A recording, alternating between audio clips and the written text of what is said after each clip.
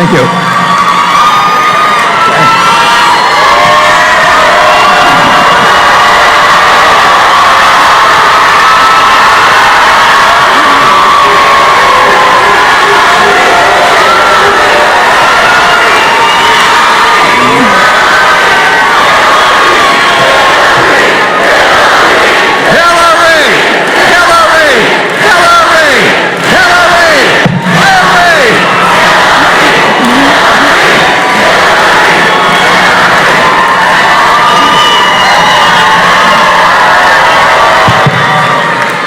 Thank you. Thank you.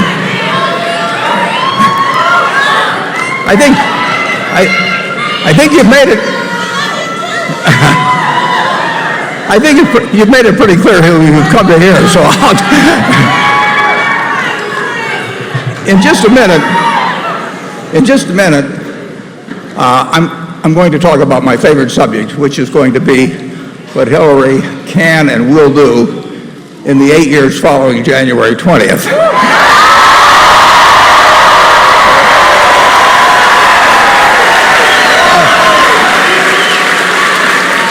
But before that, there have been a couple of things said by Donald Trump in the last few weeks that wait till you hear them, then you'll really boo. That I'd like to clarify a little bit. And these are important points that he's made, and it's important that you hear the answer on them. The first point was when he was asked about revealing his income tax returns, which every presidential candidate has done for 40 years. He said, none of your business, which did not go over so well. And then he started giving various explanations. And one of the explanations was that he had given his financial statement to the Election Commission that listed his assets and liabilities. But believe me, as someone who's filled out financial statements and someone who's filled out an income tax return, I can tell you they are two very different animals. And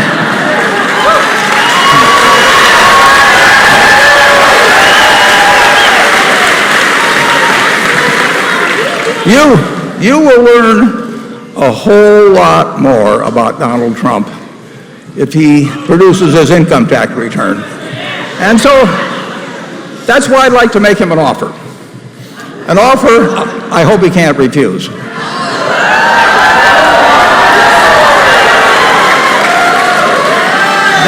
Donald Trump, at one point, he says various things at different times, but at one point, and he said it several times, is that he can't do it, can't release it because he's under audit.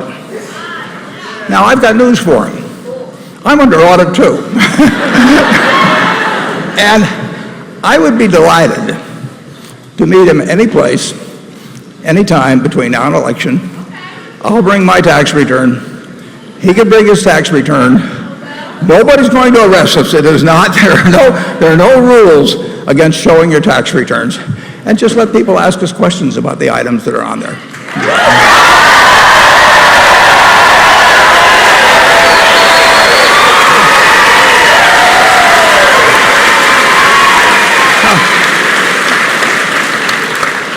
How many of you would be afraid to have your tax return made public?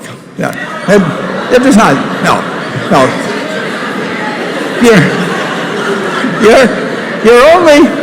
You're only afraid if you got something to be afraid about.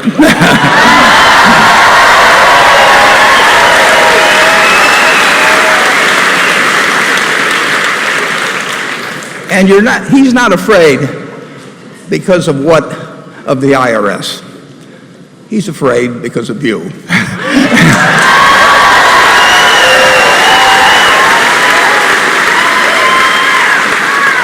So I will meet him in Omaha or Mar-a-Lago, or he can pick the place anytime between now and election. I'll bring my return, he'll bring his return. We're both under audit. And believe me, nobody's going to stop us from talking about what's on those returns. And send the word to him, if you will.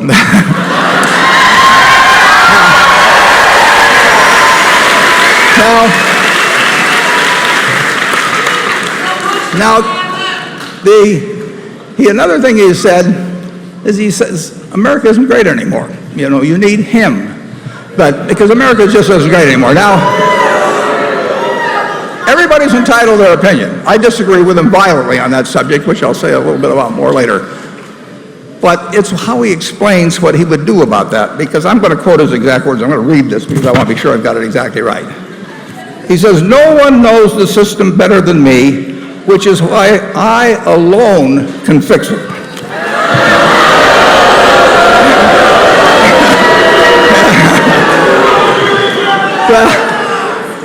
Well, la-di-da, I mean, this is, only he can fix it.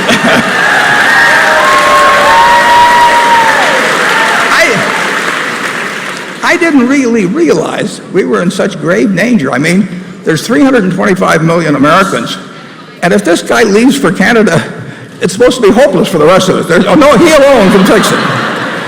It takes some kind of nerve or something else to really have the notion that out of 325 million people, you're the only ones that can fix it. Now, I think when somebody makes a statement like that, you should look at his record when he has appealed to the American public before. Now, Donald Trump has been in a lot of businesses. He's had a lot of bankruptcies, but usually that's just involved borrowing money from the American public. But in 1995, to my knowledge, it's the only time Donald Trump went to the American people and he said, "Join me, I'm a winner, join me and invest in my company, Trump Hotels and Casino Resorts." It's the only time he asked the public to join, but now you got a chance to join the great man in this investment. That was in 1995. They listed on the New York Stock Exchange, and Mr. Trump, very modestly, made the ticker symbol DJT. Guess what that's for? So he names the company after himself, or he gets the ticker symbol after himself. The next 10 years, the company loses money every year, every single year. He takes out $44 million in compensation during that period. In 1995, when he offered this company, if a monkey had thrown a dart at the stock page, the monkey on average would have made 150%. But the people that believed in him, that listened to his siren song, came away losing well over 90 cents on the dollar. They got back less than a dime. And you know the history of his enterprises where he was borrowing money, where one time after another he went into bankruptcy. I've really never known another businessman that brags about his bankruptcies. To tell you the truth, why not? I mean, it's his claim to stardom. I don't know anybody else that's had 6 bankruptcies, but there he is.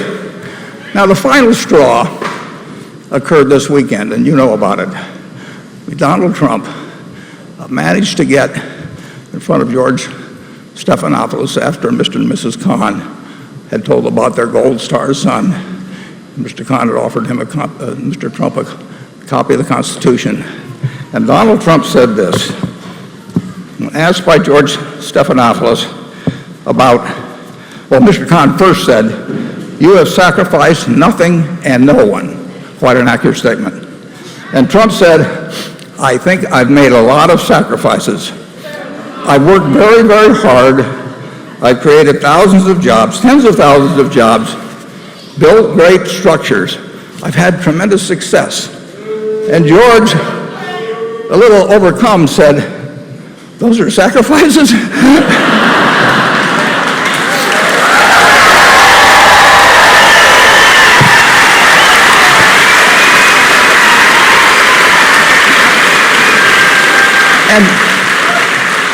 And Trump, believe it or not, said, "Oh, sure, I think they're sacrifices." Now, the young son of Mr. and Mrs. Khan died a dozen or so years ago. In that dozen of years, we've employed a lot of people. I've had fun doing it. We've made money just like Donald Trump has made. I have made no sacrifice. No member of my family has gone.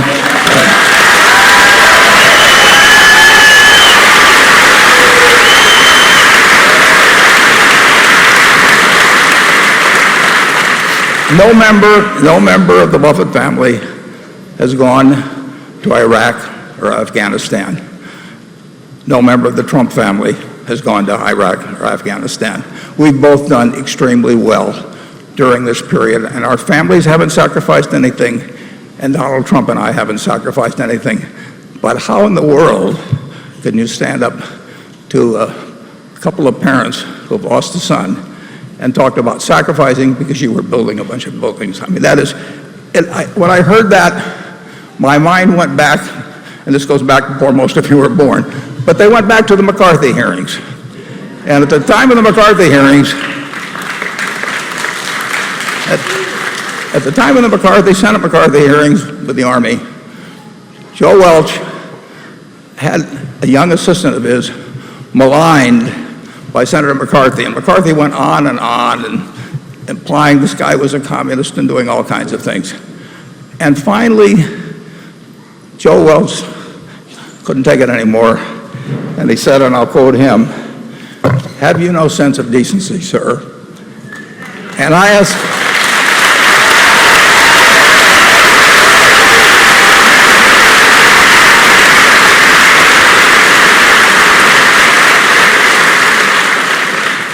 Donald Trump, "Have you no sense of decency, sir?"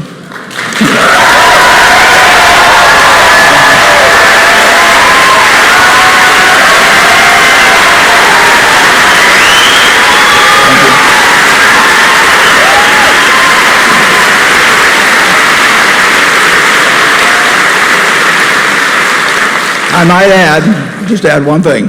McCarthy's career went straight downhill after that.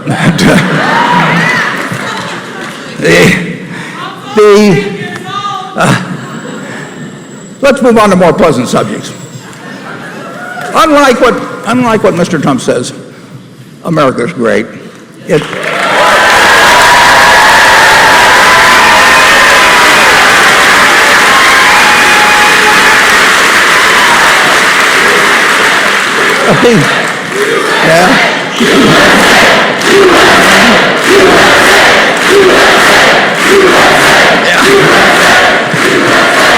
Well, let's talk about the USA. Because 240 years ago, we started with a piece of paper.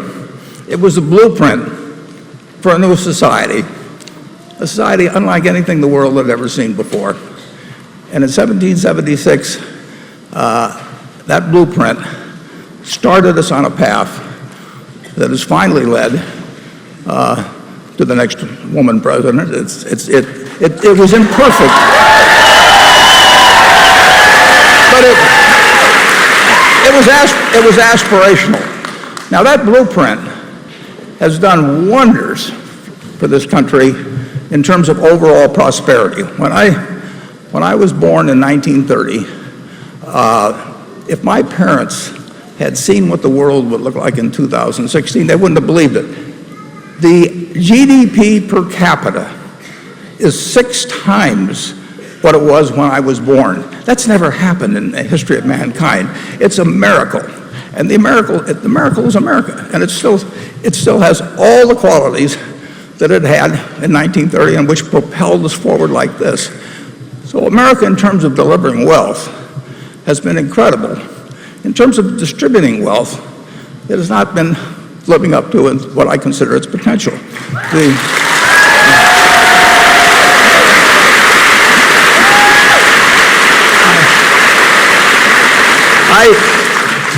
I just described to you $56,000 of GDP per capita, and that means a family of 4 on average would have $224,000 of GDP per capita, but it hasn't worked out that way. This country, while making some people enormously wealthy, has left people behind, and those people were just as willing, probably more willing, to go to Afghanistan. They were as willing to go to Normandy 70 years ago.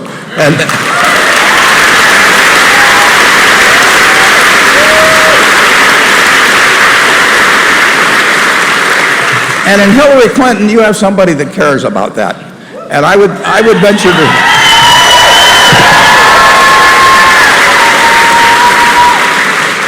Let me give you just one more statistic and I'll get away from that, but I know how popular that is.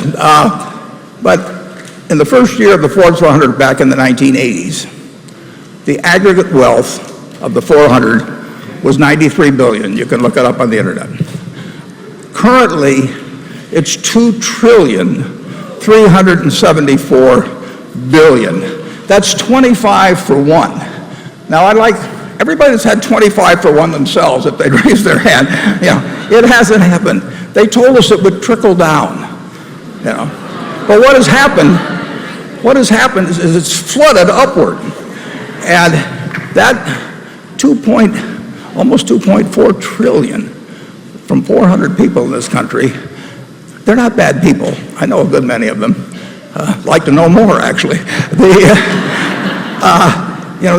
But they have benefited from a system that, frankly, is tilted toward people like me and the rest of that group. I mean, it's not because they're evil, but they've taken advantage. They're the ones with the lobbyists. They're the ones that have come up with carried interest where their income is taxed at rates far lower than almost all of the people in this room. And it's going to take somebody with strength, resoluteness, brains, energy.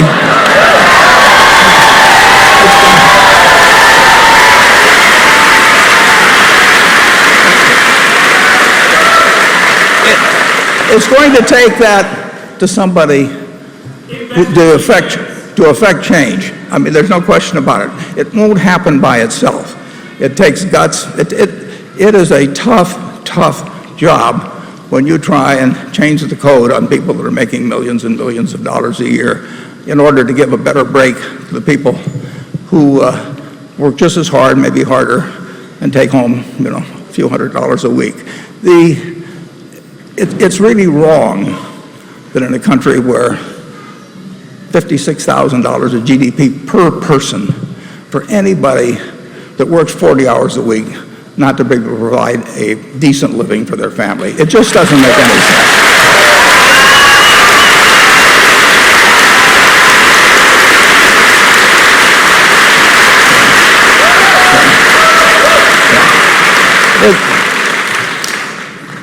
And it won't cure itself. And it certainly won't be cured with Donald Trump. It's going to take Hillary Clinton. It's going to take powers of persuasion. It's going to take a mandate from the people in her election. But she's spelling out what she's going to do as contrasted to one of the other candidates. She is telling you what she is going to do about the tax code. And when that gets enacted, I'll be a little worse off, and believe me, I can take it. And you'll be better off.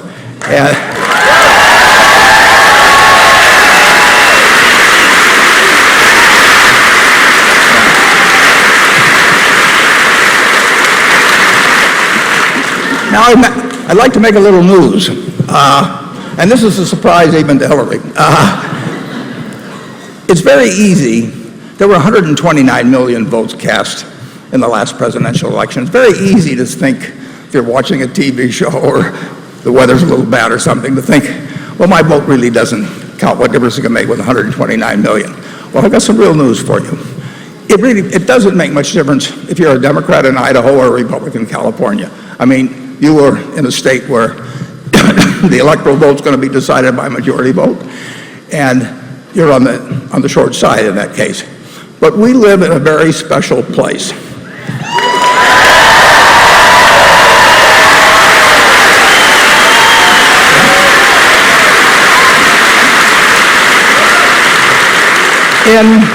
In Nebraska and Maine, we also cast electoral votes by congressional district. And we don't have to think about 129 million popular votes throughout the country. We have to think about 538 electoral votes.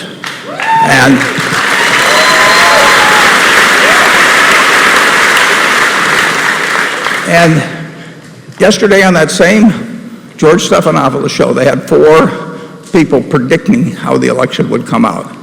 And Jonathan Karl of ABC News had gone state by state and came up with his notion as to who was going to carry each state and how that would cause the electoral vote to come out. And those of you who watched the show yesterday saw that he came out 269 to 269. He absolutely said that he did not try to come out that way. He just looked state by state, 269 to 269. Now there's one district in the United States.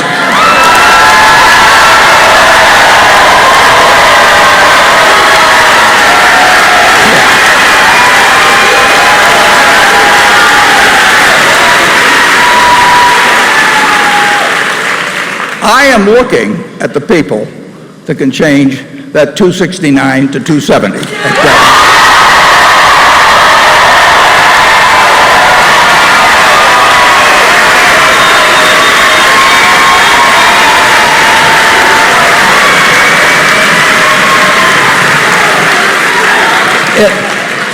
It happened in 2008 by 3,200 or 3,325 votes.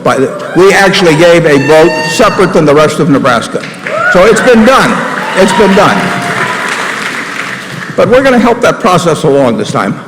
I have pledged today that on Election Day, November 8th, I will take at least 10 people to the polls who would otherwise have difficulty getting there.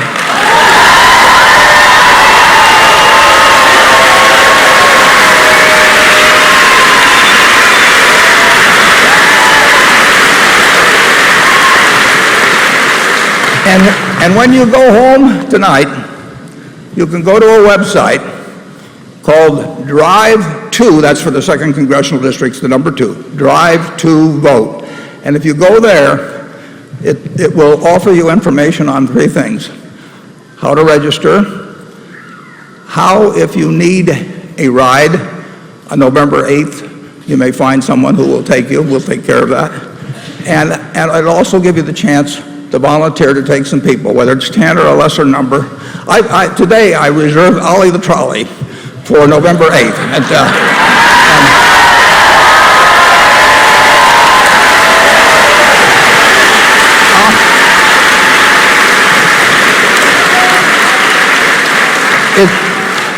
It seats 32. I'm going to be on it all day. I'm going to do selfies, whatever it takes.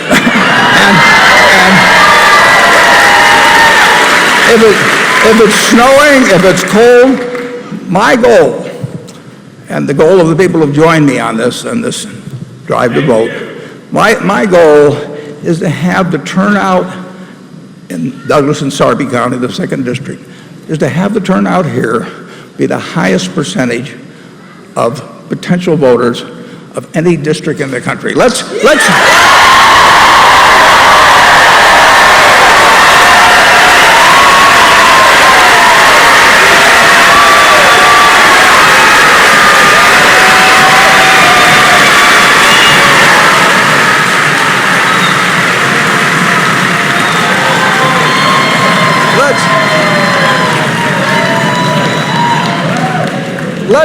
give America a civics lesson. How about it? Everybody in the 2nd District. Yeah? And if the people in this room, if each one of you would pledge to take 10 people, that I can almost guarantee that'll be the margin of victory. So join me. You know, if you can take 20, do that. If you can only take 3 or 4, that's fine too. But get that neighbor who, you know, is watching that television program or feels it's a little cold, and shame them into coming with you to the polls. Now, just remember, Drive To Vote. Okay.